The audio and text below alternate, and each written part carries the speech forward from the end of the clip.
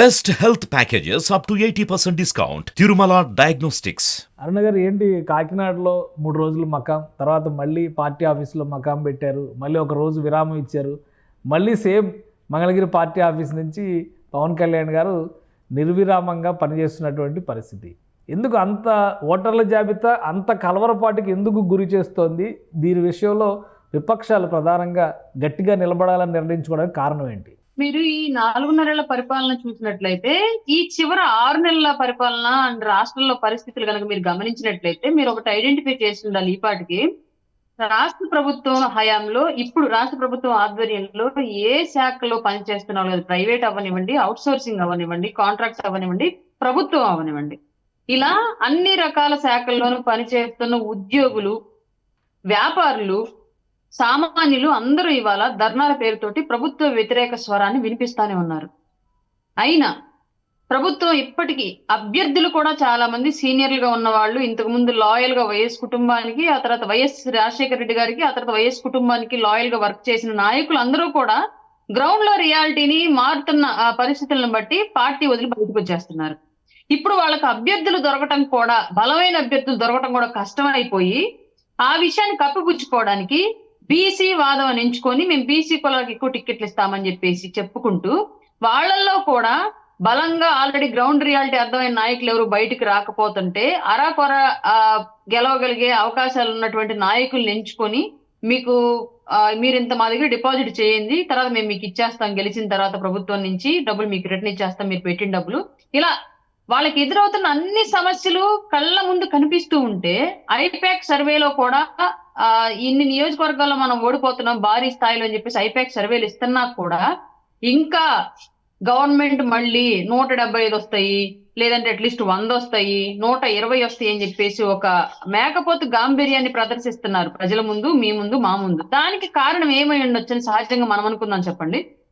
ఒకటి, ఈవీఎంల్లో ఏదైనా సాంకేతిక పరమైన లొసుగులు ఉంటే అవి వాళ్ళకి తెలిసి లేదా వాళ్ళకి తెలిసిన వాళ్ళ చేతుల్లోనూ ఉండాలి. First thing. రెండో థింగ్, ఓటర్లు ఖచ్చితంగా ఆపోజిట్ పార్టీ ఓటర్ల తొలగింపు జరిగి కొత్త ఓటర్లు, ఫేక్ ఓటర్ల నమోదు జరిగి ఉండాలి. ఆల్రెడీ మనం తిరుపతి అప్పుడు, ఇంకొక బై ఎలక్షన్ అప్పుడు కూడా చూసాం. పక్క నుంచి ఎక్కడి నుంచో, కడప నుంచి, పులివెందుల నుంచి, పక్క జిల్లాల నుంచి, శ్రీకాకుళం అటు సైడ్ నుంచి కూడా వచ్చి దొంగ ఓట్లు వేసి వెళ్ళారు. ఎమ్మెల్సీ ఎలక్షన్ లో చూసాం. అసలు 10వ తరగతి కూడా పాస్ అవ్వని వాళ్ళు డిగ్రీ పట్టభద్రుల ఎన్నికలో పాల్గొన్న పరిస్థితి చూసాం. ఇది ఎక్కడ జరిగింది? ఇదంతా క్లియర్ గా ఓటు నమోదు కార్యక్రమంలోనే జరిగింది. దొంగ ఓట్లు అనేవి చేర్చబడ్డాయి, ఆపోజిట్ పార్టీల యొక్క ఓట్లు అనేవి తీసేయబడ్డాయి. దీనికి కారణం ఖచ్చితంగా ఏమై ఉండొచ్చు?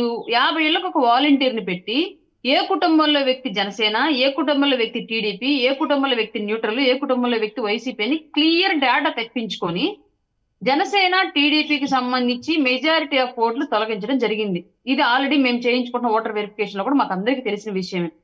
ఇది కాక కులగణన కూడా చేసుకున్నారు వైసీపీ వాళ్ళు. దానికి మనకు తార్కాణం ఏంటి అంటే, ప్రత్యక్షంగా రీసెంట్ గా పొత్తు విషయాలు అనేవి డిస్టర్బెన్సెస్ క్రియేట్ చేయడానికి ముఖ్యమంత్రి అభ్యర్థి ఎవరనేది తెలియకుండా పవన్ కళ్యాణ్ గారు తీసుకెళ్లి కాపుల్ని చంద్రబాబు నాయుడు దగ్గర తాకట్టు పెడుతున్నాడు అని చెప్పేసి ఒక వాయిస్ మెసేజ్ అనేది కేవలం కాపుల నంబర్స్ కి మాత్రమే వచ్చింది.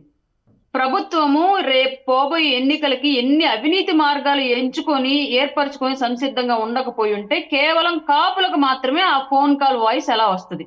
ఇవన్నీ ఖచ్చితంగా అతను ఒక ఉన్మాది, రాజకీయ ఉన్మాది తరహాలో అవినీతి పరుడైనటువంటి ఒక రాజకీయ నాయకుడు ఇవాళ ముఖ్యమంత్రి పదవిలో ఉండి రాష్ట్రంలో ఎంత దారుణాలు కొడిగట్టాలో అంత దారుణాలు కొడిగడుతూ ఉన్నాడు. ఒకటి అధికార పార్టీ నాయకులు చెప్తున్న దాని ప్రకారం వైసీపీ లీడర్లకి, వైసీపీ కార్యకర్తలకు సంబంధించిన ఓట్లు కూడా గల్లంతైనాయి.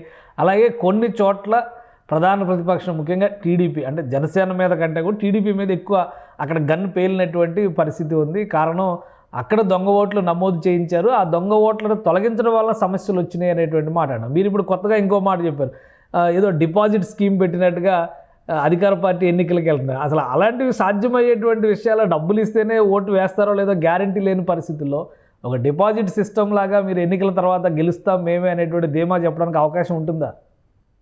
ఉమ్మాటికి ఇది మేమంటున్నది కాదండి. వాళ్ళ పార్టీలో నుంచి వాళ్ళ టిక్కెట్లు ఆశించి వెనక్కి తగ్గుతున్న వాళ్ళు, వాస్తవానికి వాళ్ళు చెప్తున్న మాట ఇది. ఎమ్మెల్యేకి వచ్చి 50 కోట్లు, ఎంపీ సీట్కి వచ్చి 110 కోట్లు డిపాజిట్ చేయమంటున్నాడు.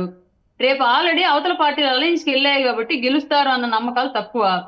గెలిస్తే మా డబ్బులు మేము తెచ్చుకోవచ్చు, వాళ్ళ దగ్గర పెట్టిన డిపాజిట్ ఇచ్చినా ఇవ్వకపోయినా. గెలవకపోతే ప్రజాక్షేత్రంలో పెట్టిన డబ్బులు పోతాయి, వీళ్ళ దగ్గర పెట్టిన డబ్బులు పోతాయి, వాళ్ళు తిరిగి ఇవ్వరు. ఇంక ఇన్ని రకాలుగా లాస్ పోయి మేము రాజకీయాల్లో కానీ రాష్ట్రంలో మా వ్యాపారాల్లో కానీ నిలదొక్కుకోవడం కష్టం. కాబట్టి అంత డిపాజిట్ మేము కట్టలేము అని చెప్పేసి అభ్యర్థులు టికెట్లు అడగకపోవడం కూడా మానేసి సైలెంట్ గా ఉన్నారు. అందుకే కొత్త అభ్యర్థులు తెచ్చుకుంటున్నారు. ఇది అందరికీ తెలిసిన విషయాలు. అందులో సోషల్ ఫ్యాబ్రిక్ ఉంది. ఆల్రెడీ సామాజిక సాధికార యాత్ర చేస్తున్నారు. ఎక్కడికక్కడ బీసీలకి 50% వరకు కూడా అవకాశం ఇవ్వాలనే సంకల్పంతోనే జగన్మోహన్ రెడ్డి గారు ఈ మార్పులన్నీ చేస్తున్నారు అనేది వైసీపీ అధికారికంగా చెబుతున్నటువంటి మాట. 4.5 ఏళ్లుగా బీసీలు కనిపించలేదు, 2019లో బీసీలు కనిపించలేదు. ఇతను ఈ 4.5 ఏళ్ల పరిపాలనలో కూడా ఎక్కడ బీసీల కోసం నిధులు కేటాయించాలి, బీసీలను అప్పర్ లిఫ్టింగ్ తీసుకురావాలని చెప్పేసి, బీసీలకు పదవులు ఇవ్వాలని చెప్పేసి, బీసీలకు నామినేటెడ్ పదవులు ఇవ్వాలని చెప్పేసి కనిపించిన వ్యక్తి